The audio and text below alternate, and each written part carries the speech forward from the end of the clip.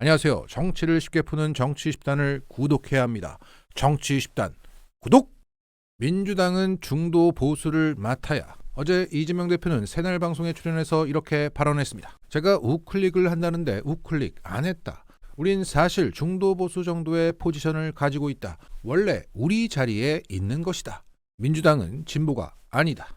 헌정 질서를 파괴하고 상식이 없고 야당 발목 잡는 게 1인 국민의힘은 보수가 아니다. 앞으로 대한민국은 민주당이 중도 보수 정권으로 오른쪽을 맡아야 한다.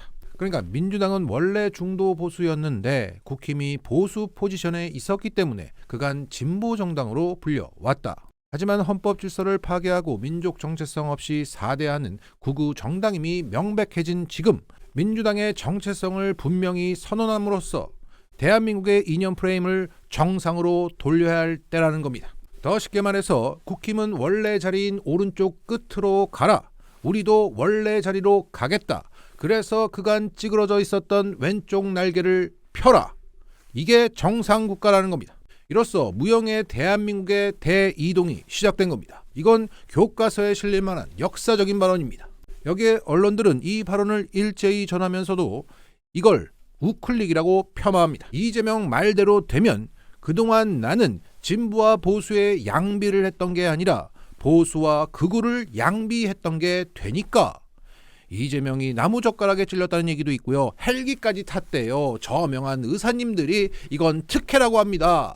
지금 광주가 전환길의 탄핵 반대 집회와 찬성 집회 둘로 쩍 갈라져 있습니다. 라고 기사 썼던 자신이 모질이가 되는 세상이 올 것 같아 짜증이 납니다. 그래서 이재명은 지금 대선 앞두고 보수인 척하고 있는 거예요. 라는 의미의 우클릭이라는 단어를 남발하면서 그 의미를 축소시키기에 바쁩니다. 자, 어제 새날의 푸나님은 윤석열이 계엄을 선언하자마자 이재명이 라이브를 켜고 더 이상 윤석열은 대통령이 아닙니다. 라고 어떻게 그렇게 시의적절하게 말할 수가 있었느냐? 라고 묻자 이재명은 이렇게 답했습니다. 나는 큰일이 터지면 오히려 착 가라앉고 냉정해진다.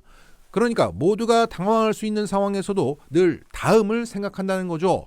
이걸 흔히 리더십의 위기관리 능력이라고도 말하지만 이재명은 늘 다음을 생각합니다. 어제 그 역사적 선언도 다음을 생각했기 때문입니다. 오늘 야 5당은 내란 종식 민주헌정 수호 새로운 대한민국 원탁회의에 모두들 모였습니다. 허나 종식시키려다 지들이 종식당하고 있는 개혁신당은 바빠서 나오지도 못했습니다. 자, 이 자리에 모인 다른 야당 대표들의 표정이 모두 밝습니다. 왜? 숨통이 튀었으니까. 자, 이분들의 속내를 저렴하게 좀 표현해 보겠습니다. 이제 우리도 숨을 좀 쉴 것 같아 민주당이 오른쪽으로 이사를 해서 우리의 밥그릇이 커진 느낌이야. 이 대표의 발언에 실망한 분들이 우리 쪽으로 오겠지? 이제 드디어 정치할 만 나는구만. 기분이 좋습니다. 자, 이들에게 이재명은 너무나 고마운 존재입니다. 연동제 결단으로 연명하게 해줬고 이젠 숨통까지 튀어주면서 밥그릇까지 키워줬습니다. 구세주야. 좀 점잖게 표현하면 진보의 집사입니다. 재판이 일찍 끝난 것도 있지만 전날 짬을 내서 새날에 출연해 이 발언을 하고 오늘 이들을 만난 것입니다. 하지만 이 중엔 누구처럼 배은망덕하게 나올 분도 있을 수 있겠죠. 행정 능력, 정무 판단 능력, 무슨 정치력 다 떠나서 그 인성이 드러나면 하루아침에 망하는 게 정치인입니다. 오늘 유시민 작가는 매블쇼에 출연해서 이렇게 발언했습니다. 정말 비열한 방법으로 이재명을 물고 뜯었던 사람들을 자기 캠프로 다 데려갔다. 김동연은 이미 늦었다. 김동연은 다음 도지사 경선에서 반드시 떨어진다. 최근 김동연은 가짱캐 노무현 파리를 했고 이를 지켜본 노무현의 적통 후계자는 오늘 비열하다는 표현으로 그 배은망덕과 비열함을 응징했습니다. 자, 다시 돌아가서 어제 이재명 대표의 선언에 실망하신 분들은 마음에 드시는 야 4당으로 골라가시면 되겠습니다. 따로 또 같이 가는 거죠. 자, 이처럼 대부분이 흡족해하는 가운데 이 상황을 싫어하는 세력이 크게 3개 있습니다. 앞서 언급한 언론과 그 언론 뒤에 있는 그들이 매우 불편해합니다. 나의 돈이 극우에게 흘러들어가고 있다는 이 프레임이 부담스럽습니다. 그리고 오른쪽 끝으로 밀린 국힘당과 민주당 수박들이 아주 싫어합니다. 자, 수박 연습생. 아직 데뷔를 못한 연습생이에요. 자칭 수박 아이돌, 타칭 수박 연습생인 박지원은 이런 글을 올렸습니다. 실용을 강조하더니 이제는 민주당이 보수 정당이 되겠다는 겁니까? 믿을 수 없습니다. 비판하고 규탄합니다. 어제 발언 취소하셔야 합니다. 실언이라고 인정하고 민주당 지지자들께 사과해야 합니다. 어쩌고저쩌고 우리는 중도 진보로 가야 합니다. 그리고 수박 아이돌 고민정은 이렇게 말했습니다. 이재명은 한동훈, 유승민, 이준석도 만나야 한다. 우리가 통합의 바다로 가려면 물꼬를 더 넓게 트여야 한다. 야, 그러니까 수박 아이돌은 확장하라고 지랄, 수박 연습생은 확장했다고 지랄하는 꼴입니다. 도대체 어쩌라는 겁니까?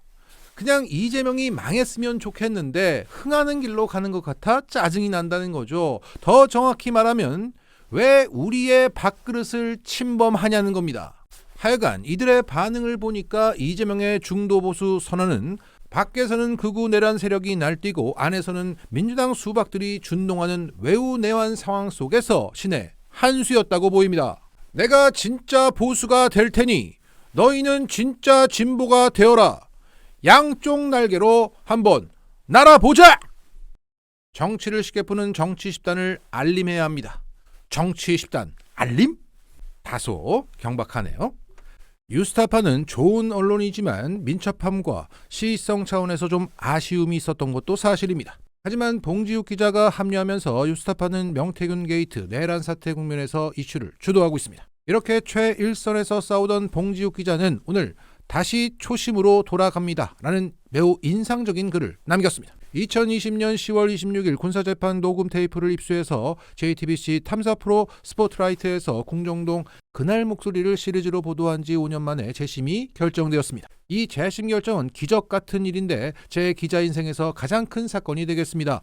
내란 목적 살인이 아닌 민주 거사를 위한 단순 살인이라는 게 핵심 청구 취지입니다. 그러니까 김재규가 박정희를 죽인 건 독재를 끝내고 나라를 구하기 위한 공익적 행위였다는 겁니다. 당시 공판 조서가 조작됐고 보안사가 재판을 배후에서 조종한 사실을 입수한 재판 녹음 테이프로 완벽히 입증됩니다. 영문도 모른 채 부장의 갑작스러운 명령을 따랐다가 형장에 이슬이 된 궁정동 경비원들도 다시 판결을 받을 수 있게 되었습니다. 유족들은 45년간 얼마나 힘들었을까요? 김재규 부장의 조카 김성신 교수님과 무료 변론을 해주신 조용선, 이상희, 이영기 변호사님 덕분입니다. 그리고 당시 이 무모한 보도를 허락하신 손석희, 이규현 전 JTBC 대표 두 분께 감사드립니다. 이제 제게 남은 마지막 과제는 미얀마 안다만 해역에 잠든 칼 858기를 인양해서 김현희 입국 사건의 전모를 밝히는 일입니다. 잘못된 역사를 바꾼 기자, 이보다 영광스러운 수식어가 있을까요? 다시 초심으로 돌아갑니다. 그러니까 가장 맨 먼저 뻗어나갔던 가지, 봉지욱 기자는 이 내란 사태의 뿌리로 돌아가겠다는 겁니다. 김재규를 광인에서 의사로 역사에 기록하는 것이야말로, 김현희 입국 사건의 전모를 밝히는 것이야말로 군사 독재, 검찰 독재, 이어 또 다른 독재의 부활을 막는 일이다. 진실을 가장 먼저 알리는 것에 머물지 않고 역사가 반복되는 걸 막는 기자가 되고 싶다는 겁니다. 한강 작가의 표현에 비유하자면 죽은 김재규를 깨워서 미래의 사람들을 살리고 싶다. 자, 대기자라는 호칭이 어울리는 사람입니다. 봉대기자 화이팅입니다. 마치겠습니다.